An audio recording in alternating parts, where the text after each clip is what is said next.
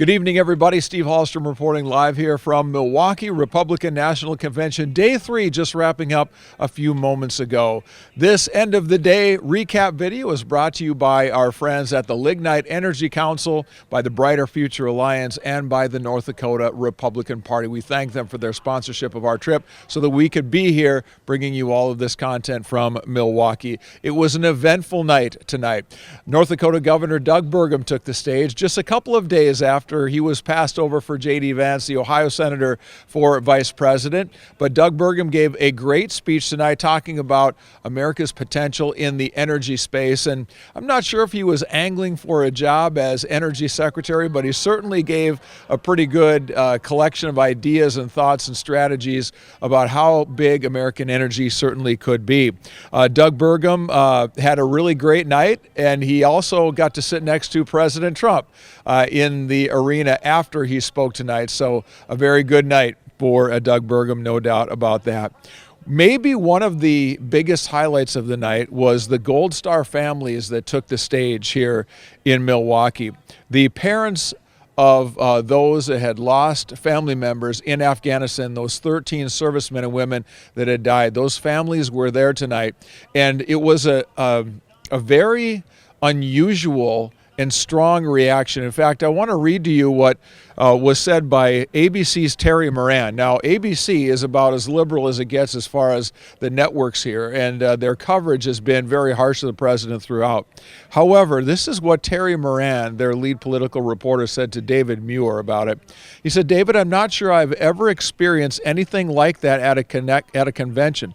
The connection between this crowd and those family members of the fallen, it was just absolutely extraordinary. The emotions, the call and response that the crowd started spontaneously shouting, 'Never forget,' reciting and repeating the names as they were read out. And it wasn't just a compassion and the sorrow that linked the crowd and the speakers, it was the anger. I've been out here this afternoon talking to veterans, Vietnam-era veterans, Iraq and Afghanistan veterans, about the campaign in general and about and without being prompted, they bring up Afghanistan and the sense of shame and anger that they felt for the country and in this campaign." That from ABC reporter Terry Moran. I thought that was very interesting, and I noticed that too. There was a connection between those families and that crowd, and they were right there at the tip of a finger of everybody that was on that stage. It was really a remarkable moment tonight. And then the parents of the hostages, the American hostages that have been kidnapped in the conflict between Israel and Hamas, they were also there. And so there was a real sense of patriotism and a real sense of we need a new president and we need one now when those two things came up tonight. We got to meet a new star, a new member of the Trump family that we hadn't met before. Her name is Kai, the teenage daughter of Donald Trump Jr., and it was wonderful. It was a girl talking about her grandpa, how they talk trash to each other on the golf course, how she gives him a bad time, how he calls her in the middle of the day and tells her he loves her, and it really humanized Donald Trump in a way that maybe nothing else in this convention has so far. Don, I thought, also did a nice job when his daughter left the stage, saluting Corey Comparator, the individual who lost his life at the Trump rally in Pennsylvania on Saturday. As much as we've talked a lot about how God's hand of protection was on Donald Trump on that day, I don't think there has been enough talk about that individual and his family from pretty much everybody on all sides of this. And I was really glad to see Don Jr. take a few minutes and just say, we're glad that God was watching over our dad, but we also think of the family of Corey that has been left behind after that tragedy. And that was really a nice moment. And the crowd chanted, "Corey, Corey, Corey." It was really great. Don also said one thing before he left the stage that I thought was really important.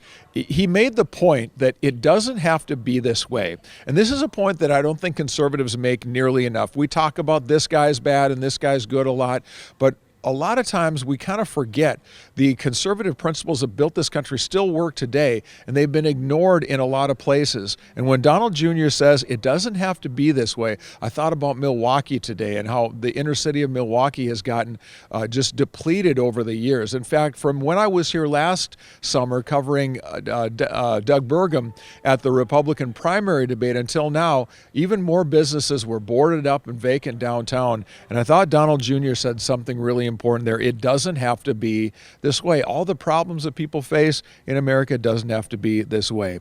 One thing we did not expect tonight was to have an accosting of Kim Cheadle, the Secret Service chair, by some U.S. senators. So here's what happened. Kim Cheadle, the Secret Service director, who's under fire after that horrific situation on Saturday, was for whatever reason in the building here in Milwaukee. And a group of U.S. senators, including North Dakota's Kevin Cramer, saw her and went up to her and were talking to her, and then she left, and then the senators were following. Marsha Blackburn in particular, you could see very animated talking to her, but Kim Cheadle was not listening, and she was on her way out of the building. We did not expect that. That was a little bit of a side drama that happened here tonight. And the finale was JD Vance, the Ohio senator, addressing the crowd here tonight. And I'm probably like a lot of Americans, I did not know much at all about JD Vance. I've never heard him speak. I guess I know what he looks like from all the media articles in the last few weeks or so showing that he was a vice presidential hopeful, but had never heard him speak before, didn't really know what he was all about, but I had heard his story. And boy, was he easy to listen to. Very comfortable speaker. You can tell that he's very comfortable under pressure.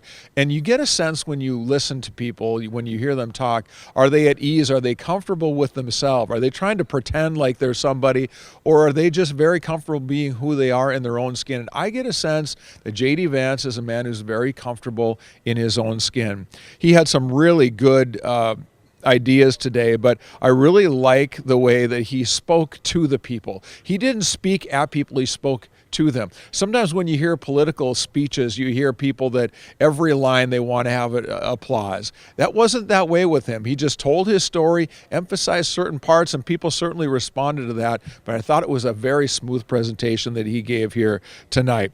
He said an idea that I thought was really interesting too. He said, shouldn't we just debate ideas and come to the best conclusions?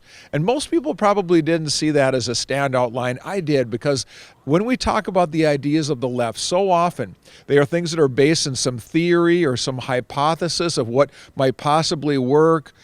With conservative ideas, we put the ideas to the test, we debate them, and see what makes the most sense. And I thought he tapped into something very important there, something that conservatives will certainly rally around. He talked about the Republican Party being a party of logic and tolerance, and you could hear that when he spoke about the different people that were in our country and the different people that were in the arena here tonight. He told stories about his grandma, and I wish I would have met JD Vance's grandma. Gave a couple stories about her, said she loved the Lord, but she loved the F word, and the place just fell apart.